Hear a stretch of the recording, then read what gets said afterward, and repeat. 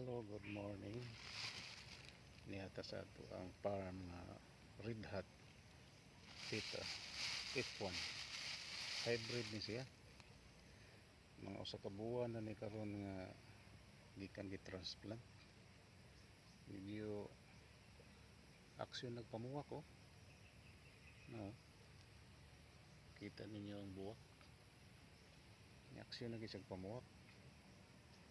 So muna ni result after 1 month kapin. Kay October 8 na nag-transplant niya karon November 20. So sa kabuan na kapin. Muna ni ang result. Pero lagmit mga January patakarbis ani kay mamuwak ni mamunga una pa mahinog. Muna ni siya karon no. Muna yung mga silingan diri. Ya ato ang mais nga atong gi-intercrop. Suway-suway ram po ning ato. Dagko na sa do. Mauna man harvest. Karon December harvest na ni. Hapit na namuso. Pero mo ni atong main crop Red Hat. Kining Red Hat dugay ta ka harvest ani. Pero once nga magsugod na sa siya pamunga,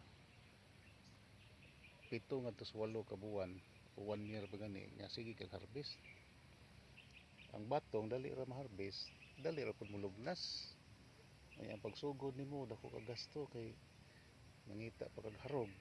Mao pud ang upo. Magharog man sa ka, dali ra pud mo-harvest pero dali pud mo. Ang arang-arang ang upo kay dugay-dugay. Pero brato ra man sa kay tag 20 ra man kilo, sa GS ra gani kilo.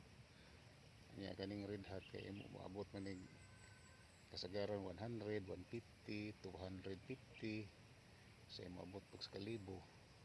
Maka-jackpot kag moabot sa kalibo, ayahay kayo. So mo na yun, namunga na. Aksyon nagpamuwak. Okay, bye-bye. Click like sa diha. Subscribe sa